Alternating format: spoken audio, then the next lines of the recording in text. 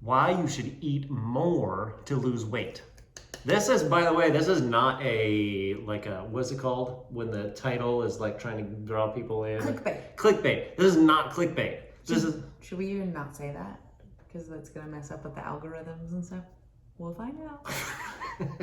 I don't know, but it's really not. Like, this is actually a for real thing that you should do, for like everybody should. This is not it's not even like this is a cool tip or hack, try it. It's like everyone should do this. This is actually like the first thing we do with all our clients.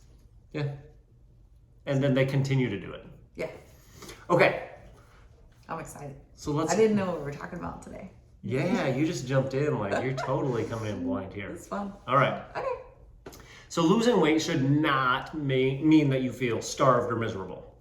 Unfortunately, if you follow pretty much any popular weight loss nutrition advice, there's a good chance that that's what's going to happen.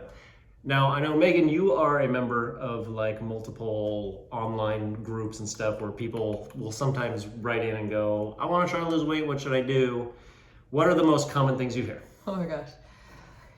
Don't eat white sugar. Don't eat carbs. Just go keto.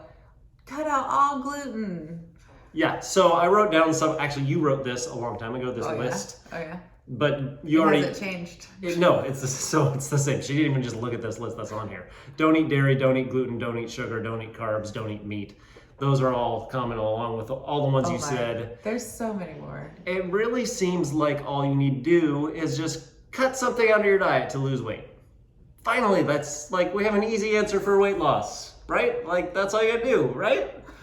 So when you are an actual nutrition coach who works with real humans, and what I have seen in my experience working right alongside her as a personal trainer and coach myself, we have come to see that most of the well-meaning recommendations from people who say, you got to do this, this is what worked for me, it's the best, it really just tends to be bad advice. It's unhealthy and or it's unrealistic for most people, and it's likely going to lead to temporary results if you get any results at all. And that's why it is time to raise the bar and have some better advice. Yeah.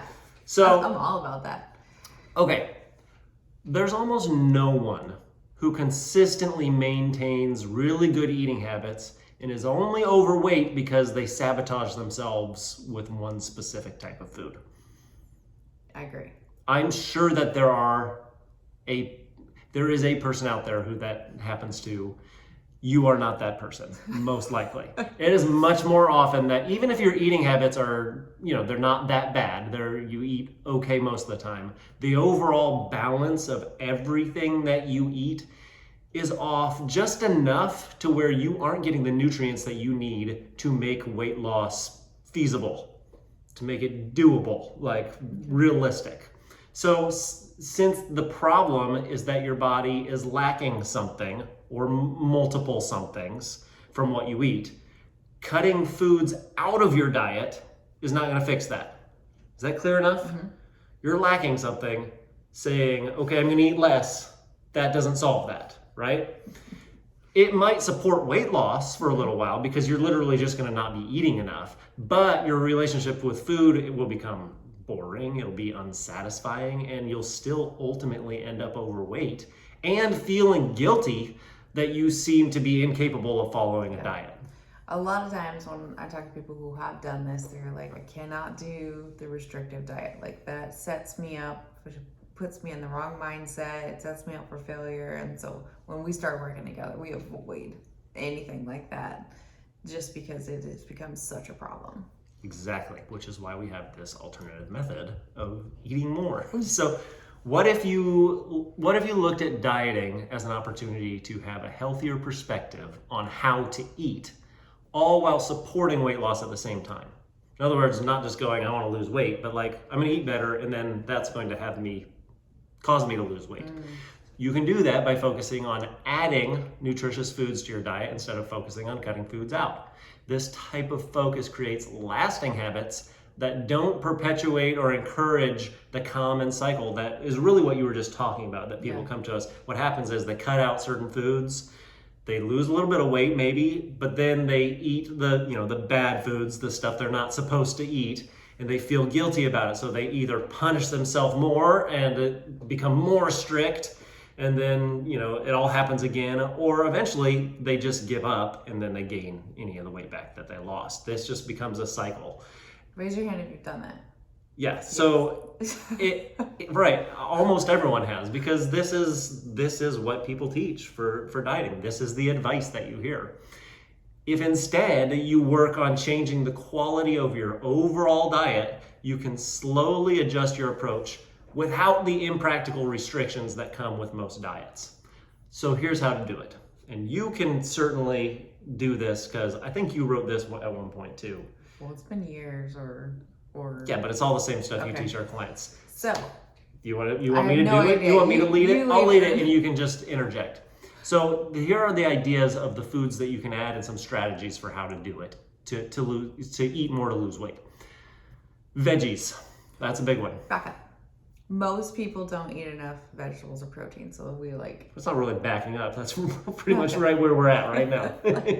I don't see this on there. So we start, let's have some more of those. You can eat lots of those. You need those for so many reasons. We have great blogs on those, so we're not going to go into it. But that's where we start. You can have more vegetables. I just had a client this morning. He was so excited because look at all this food I could eat. It's like, I can eat all this and still see my goals. This is awesome. She's like, I don't feel like I'm being restricted at all. I feel like I've got plenty to choose from because he's maxing out on the veggies and the protein. So, okay, now go into whatever you've got. Well, you wanted me to lead, but you're the one who likes to talk about I this get stuff. excited. So good. That's good. I think the only thing I'm really going to add to that is, so you had mentioned keep stuff on hand so that you're not, going, so that you actually have vegetables to eat. I think the most important thing here, though, is that most people don't realize how much they should be eating. Yeah.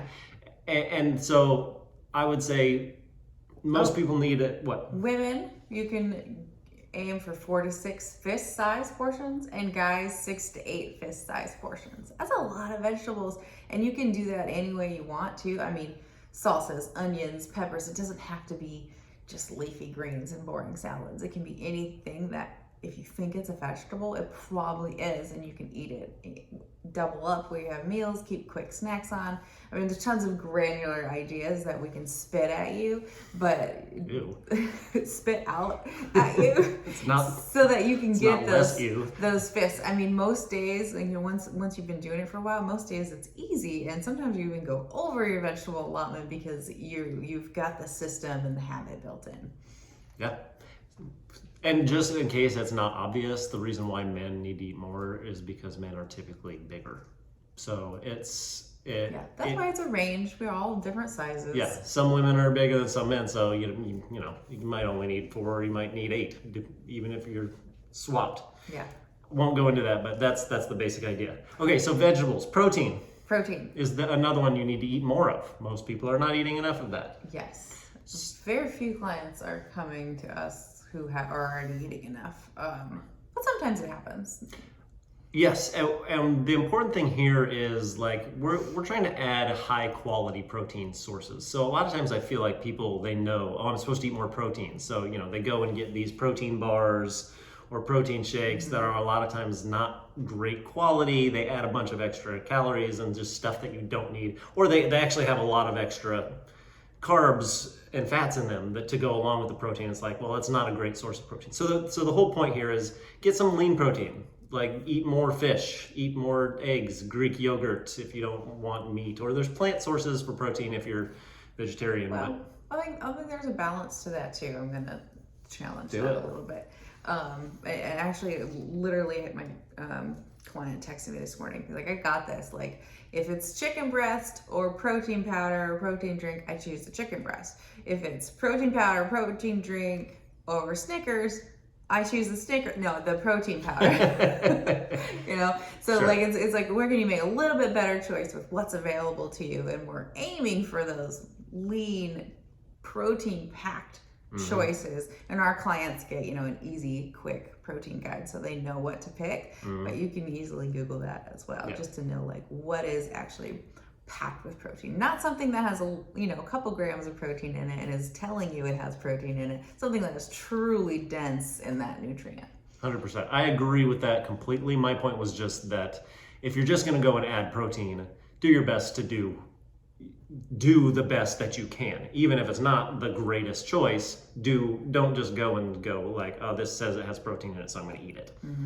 And most people need somewhere around 4 palm size. Well, not somewhere, that's not true at all. Most people need at least, I would say, 4 palm size protein. Especially if weight loss is your goal. There are some clients who, if weight loss is not their goal and they're on the petite side, maybe 3 palm size portions. Not very often though. Not very often. And most people need more than that, but that's like a minimum kind of thing. Depending on their goals, I've seen up to 8 or 9 too. So I want to breeze through these last couple because I don't want to spend too much time because there's more to go over here. But the other 2 things that you can add are carbs and fats. What? I can eat more carbs and fats? Okay.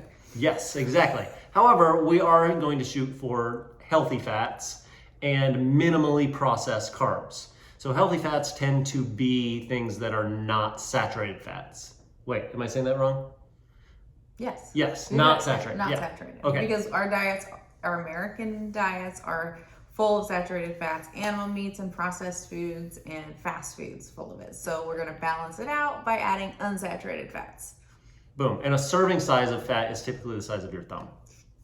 So that's the amount that you need is going to like vary crazy different from person to person. But and your goals. Yeah, both with carbs and fats, the goal is not necessarily to eat a certain number because we don't know you personally. We could tell you that if you're our client. We can tell you exactly how many you need.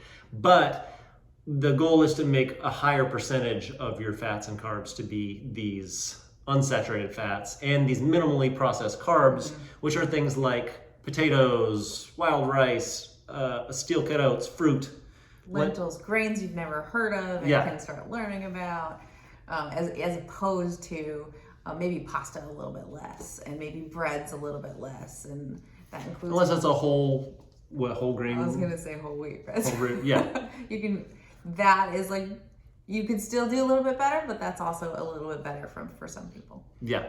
Well, that goes back to what you're saying with the other thing. So I'm not going to go over that again, but that's the whole point with adding these fats and carbs.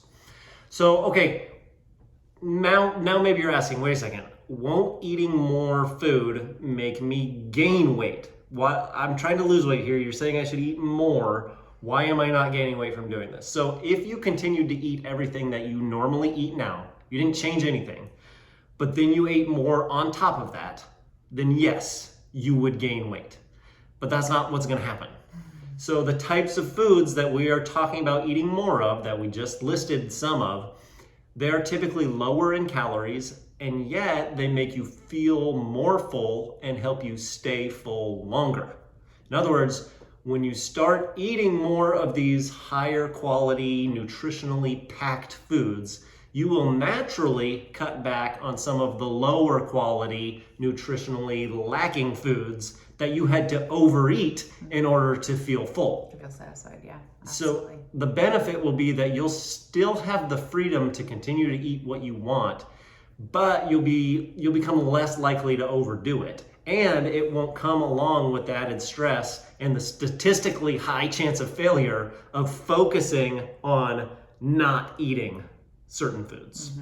So long story short, you will wind up eating fewer total calories and your body will literally be bound by the laws of physics to lose weight. That's clever writing. Thank you. So last point here is that you got to make this work for you. If you only ate single ingredient foods like potatoes, chicken, broccoli, stuff like that, you would have to eat until you were just miserably stuffed every single day to gain weight. But we don't live in a perfect world. You aren't a perfect person. You aren't going to only eat perfect foods. Those things, that's not what's going to happen. The life would be boring if that happened. We want to actually enjoy life and eat these other foods that we still like and enjoy. So while the point of eating more of certain foods is that it will ultimately cause you to eat it's going to cause you to be more satisfied so that you eat fewer of these other types of foods. You do still have to find that middle ground that feels right to you. That could mean that you would rather have pizza and beer a bit more often, and even if you don't lose quite as much weight because of it. However, yes, you can still lose weight if you have pizza and beer. You don't have to get rid of those things. That's not what we're saying. On the other hand, it could also mean that this middle ground for you, you find this and you discover that there are lots of foods that you really enjoy and you love to eat. And if you just ate it more often or in higher quantities, that you could lose more weight than you even thought possible without feeling like you have to sacrifice anything at all. So successfully finding that middle ground, that is how you lose weight in real life for real people in the real world who actually want to enjoy their life. That's what we do. That's what we help our clients do. We would love to help you do that. If you are interested and want help, send us a message or leave a comment, or you can check out our free resources. We've got things for, we've got free video guides for moms and dads, just normal, busy parents who have real life going on. We've got 2 secrets to real mom life weight loss, or 2 secrets to real dad life weight loss. They're both different, but they will show you how to kind of find that middle ground to make weight loss a little bit easier. Or like I said, we can help you one-on-one too, whatever you prefer. But that's all I've got for today. You want to add anything? No, it's great. Cool. Go eat some more food. Yep, and we'll see you next time.